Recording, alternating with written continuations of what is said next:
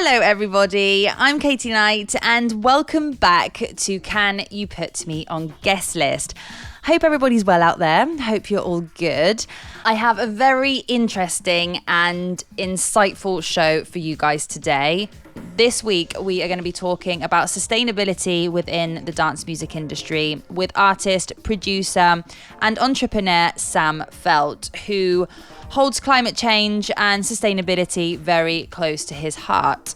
Sam works really hard at promoting a more sustainable lifestyle, and his mission is a common thread across all of the Heartfeldt business chain, Heartfeldt Radio, Heartfeldt Events, and now Heartfeldt Records, which he recently launched. So in this next episode, we'll be talking about how all of his businesses work together towards sustainable living globally, the biggest changes that need to be made to allow the dance music industry to grow in a more sustainable way, how clubs, festivals, artists, and of course party-goers can all do their bit, and about Plastic Promise, a Dutch platform that allows pioneers to share their knowledge and ambitions to reduce the event industry's use of single-use plastic. This was, as I just said, a really interesting chat. I personally feel like I've learned a lot from this, and I'm really happy to have Sam on the podcast to share all of his knowledge with all of you guys too, in the hope that together we can work towards a much more sustainable environment. So I'm going to leave all of the links to his businesses in the podcast description, so you can click on that and check out everything that he's working on and his projects and see how you can help too. And it would be great if you did share the podcast to help raise awareness. And here's the show. This is Sam Feldt on Can You Put Me on Guest List. Sam, hello, how are you? Hey, what's up? Yeah, I'm great. I'm here in Amsterdam. Obviously also, still kind of quarantining, not really anymore. The lockdown's kind of been lifted here. Things are opening up again. But yeah, I'm still in my house, which is weird because normally I travel to a different city every single day. So yeah. Yeah. But is it also nice for you to have this break and this pause and to kind of be able to do things that you probably normally wouldn't have the time to do? Or would you just rather be out on the road?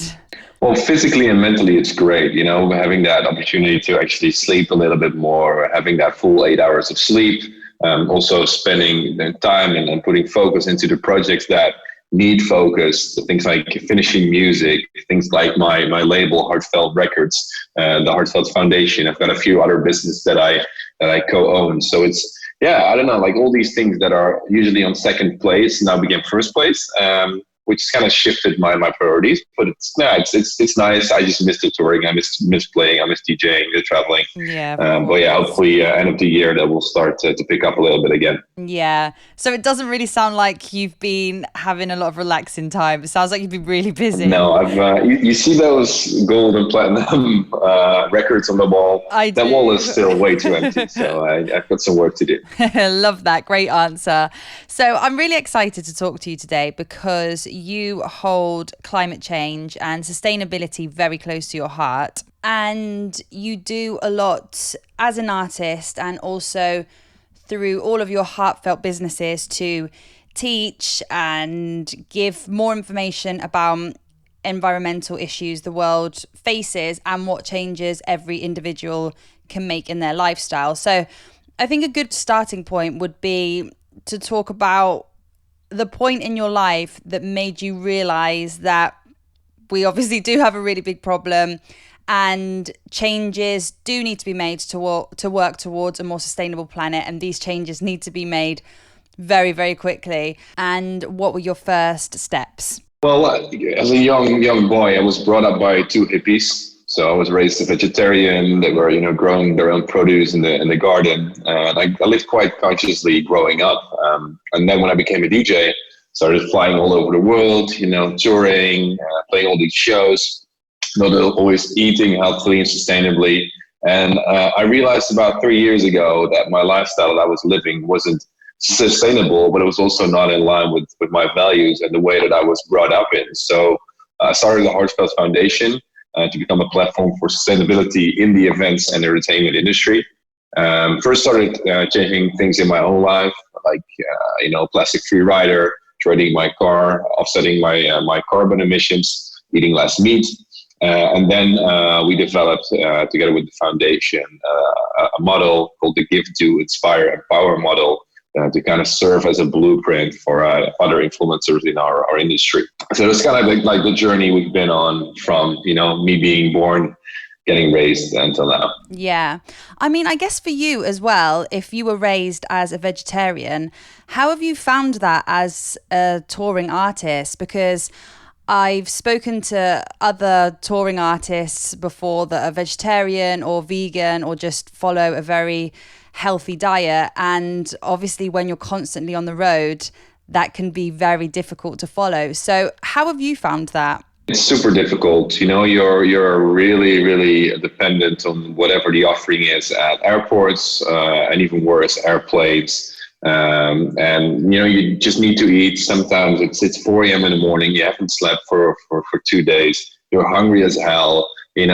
Just a salad won't do it. So it really depends on what countries you tour in. So you could also be touring in, if you go to the airport in LA or in Ibiza, it's even, it's great to have a great vegan and vegetarian offering. But you also go to countries and cities where it's just not there, and you still need to eat. So it's definitely something that I've been struggling with. I'm not a vegetarian anymore, but I do pay attention to the amount of meat I eat and the quality and the way it's been produced. So it's really hard to become strictly vegan or vegetarian while touring so much. Yeah. As you just said before, even I found that sometimes at like 4 a.m. if I'm working somewhere. And I'm like, how am I going to find something good to eat right now? Yeah. Sometimes you're at a really small airport and the only thing that they have is this little cafe that sells ham sandwiches. And that's it. And they're not even good. So it's not like you're enjoying eating shit food, but it's just, it's the only thing they have. Tuna sandwich with soggy cucumber in it. Yeah, 100%. So, as we were just saying before, the last few months has seen the world come to a pause. I think that's the best way to describe it. But also being a great time for us to really think as a community about any changes or adjustments that need to be made in the industry and start working on those changes for when things start to normalize again. What do you think are the biggest changes or adjustments that need to be made to allow the dance music industry to grow in a more sustainable way? Well, I think obviously you've got the listening part and the events part. I think the biggest polluter here is obviously touring. So I think we need to do that more logically and sustainably. I think all the shareholders in the whole industry have a responsibility. So not only the artists, not only the managers, but also, for example, the agents, planning tours better so that flying time is reduced and the pollution is minimized. But also things like taking alternative modes of transport, like a tour bus or the train instead of flying everywhere. And at the very least, I think as an artist, you can offset your touring emissions from flights or just go even further and double down on it, offset the whole tour, offset production, and also look at alternatives. Like there's so many polluting parts of our industry. Things like how do you power the festival? Are you using green energy? Are you using hard cups? You even have water-based CO2 cannons nowadays that don't emit CO2, but just hydrogen. Self-dissolving confetti. Also look at F&B, so your food vendors, trash disposal. How are people getting to and from the festival? There's so many things that we can, now we have the time, now we have the pause, now we have that time this summer to really think, how have we been doing? Kind of a reflection moment. And there's so many aspects that we could definitely improve, and I think we're already improving them. Yeah. Do you think as well that part of the problem is the lack of knowledge and education on environmental issues?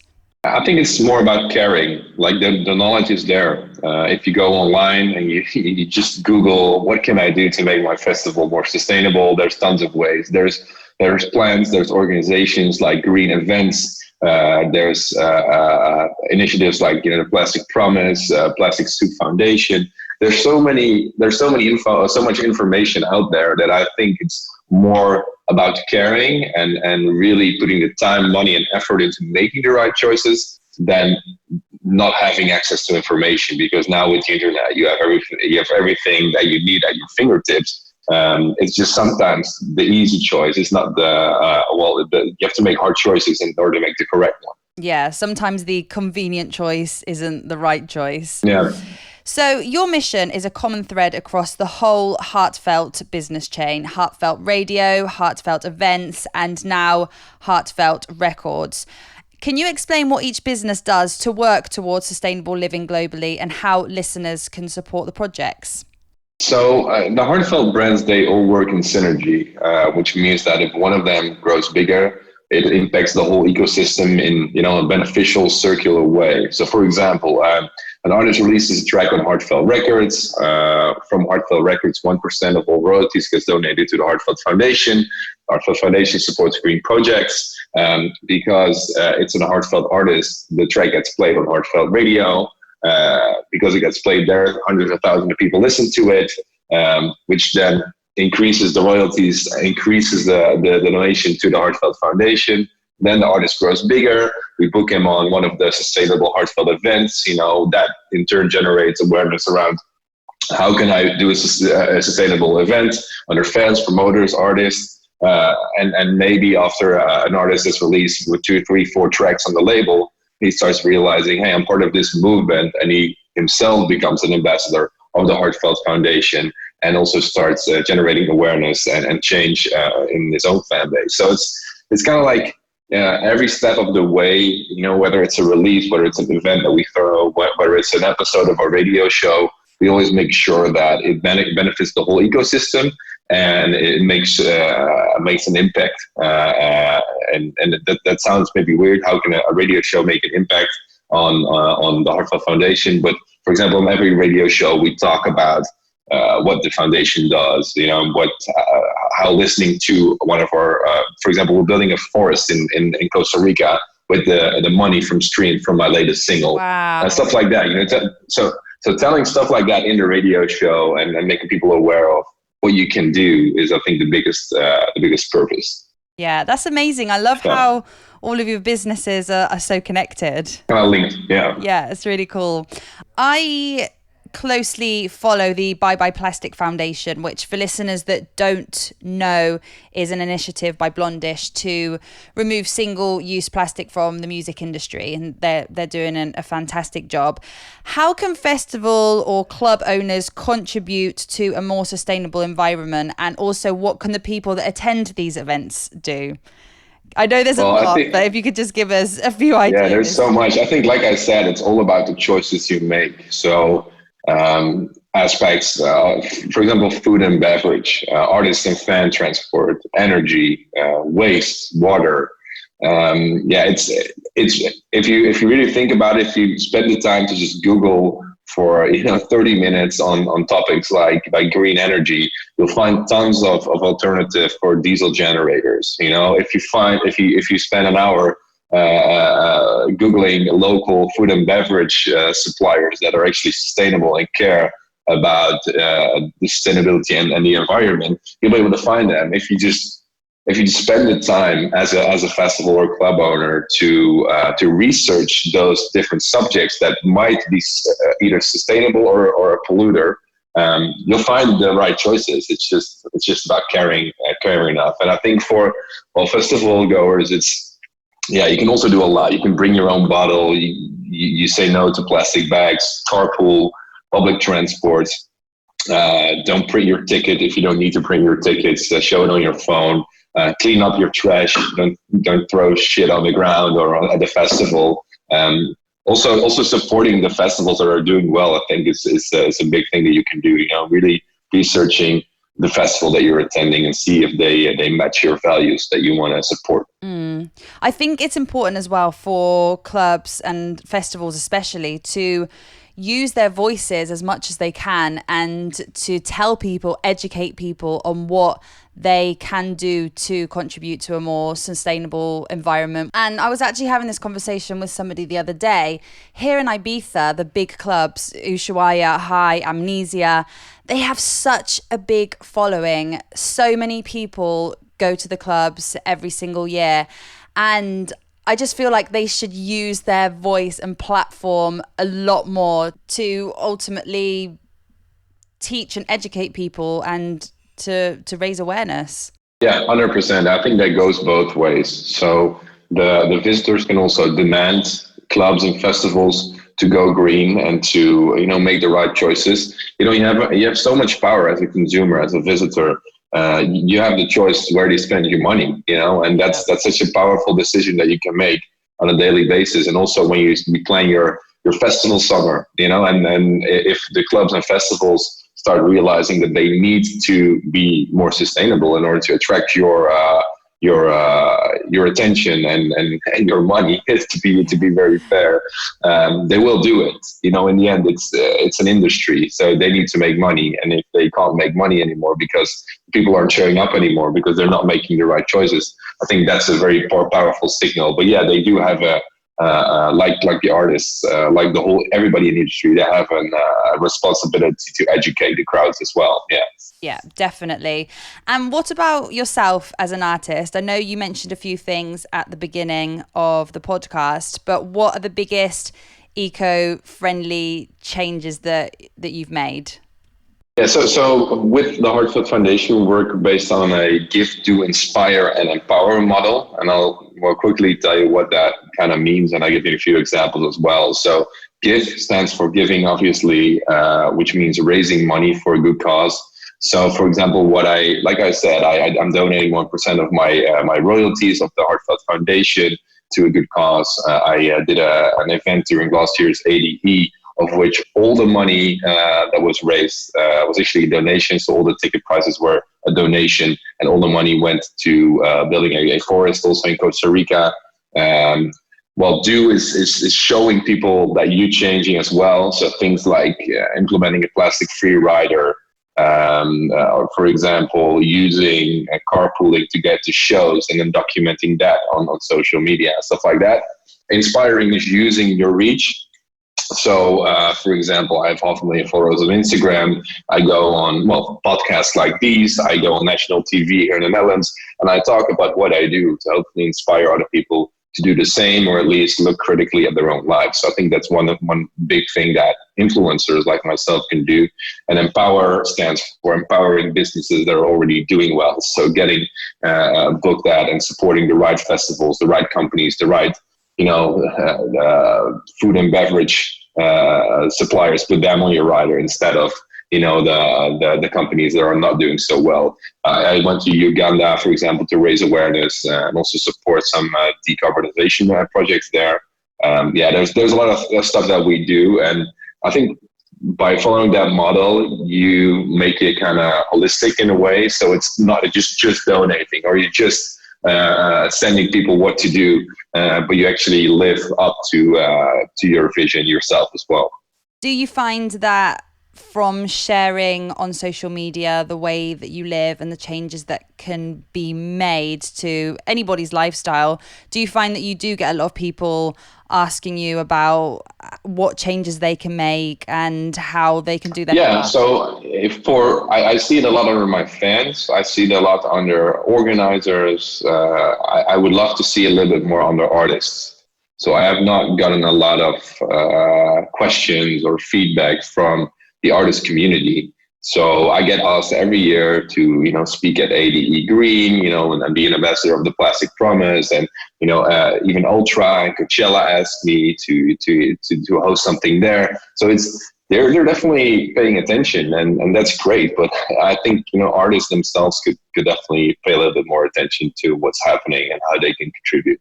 Yeah, I guess it kind of goes back to what we were saying before about using their voices and the platform that they have to shout even louder. Yeah, and also the fans. If an artist tells a fan something, they immediately think it's true, and they will pay attention. If a separate company tells you to do something, you'll say, yeah, why should I do it? I don't trust you. As a fan, you trust the artist, so they have the most sincere and powerful connection with the fans, and they can actually inspire change in their fan base the best. Exactly.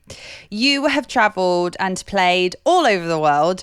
Which countries do you think have the best approach towards sustainability in the events industry, and what should other countries learn from these countries? That's a difficult one.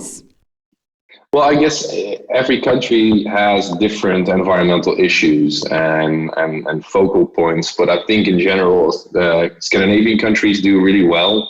Switzerland, but also the Netherlands. You see events like ADE Green taking place here, the Plastic Promise being an initiative from the Netherlands. Festivals like Digital, who are on the road to becoming completely circular. These are the real innovators, and I think you mostly see them in Europe for now.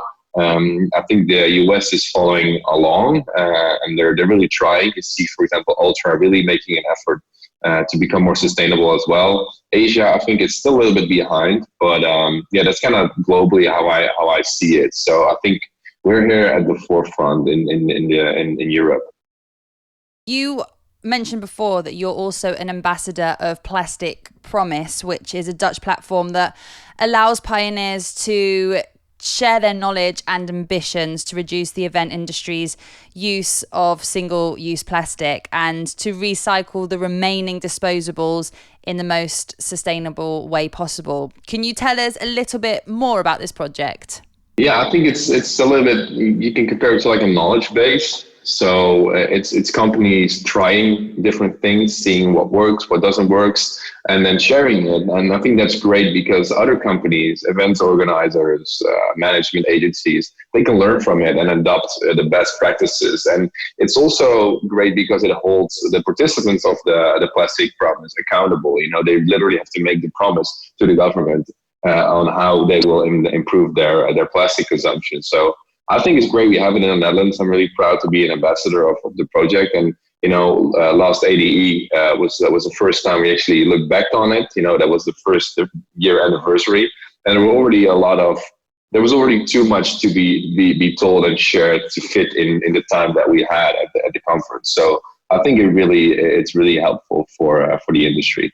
That's really cool as well, what you said about it being a platform for people to share things that haven't worked, because I think nowadays all of the information is about what does work and do this and do that. That's the right thing to do. But nobody ever really talks about what doesn't work. And that's important information. No, I'm a big fan of like the 80-20 rule, do what works and don't spend time doing the things that you think work or look cool, but actually have no impact. And I think, right now we need to do the things that have the biggest efficiency, the biggest improvement, because like you said at the beginning of the podcast, we don't have an awful lot of time. So we can't waste our time on, spending our time on doing the things that we might be good for the environment, but actually have little to no impact. So yeah, that's 100% true. Yeah. And my final question for you today is totally off topic. It has nothing to do with what we're talking about right now, but I ask all of my guests at the end of the podcast. So my question for you, because the podcast is called Can You Put Me on Guest List, do you have a guest list rule? I think for my guest list, the same rule applies as the rule that I follow in life: is be a good person. I don't like shitty people on my guest list. I don't like people on my guest list that are causing trouble, but no, definitely like be a good person. Like and I also love to put people on the guest list that I think, they kind of deserve it. So for example, my mom, she can really look forward to, she's a hippie, like I said at the beginning, so she can really look forward to, spending time at a festival. So sometimes I just fly her into Ibiza and put her on the guest list. So it's for me, it's like this little treat that I can give people that I respect and I think are that have deserved it in a way. And it's, for me, it's free to give. So that's always nice. Yeah. Yeah, but you can definitely be on the guest list. Oh, thank you. I think that's one of the nicest answers I've had to that question. And I totally agree with you. If you're a nice person, nice things will happen to you. And 100%. You deserve good things if you're a good person. So yeah, totally agree with you. Sam, thank you so much. Thank you for your time. Thank you for everything you do. Thank you for sharing your knowledge and experiences with me and everybody that's listening to the podcast. And I hope that everybody takes something from this chat. 100%. Well, it's been my pleasure and my honor to be on the show. And well, thank you. Cheers. Hope to see you in Ibiza this summer. Yeah, me too. I'm sure you'll be over here soon. I'm feeling positive that things will start to pick up eventually. We'll see. Fingers crossed. Thank you. Thanks. Ciao.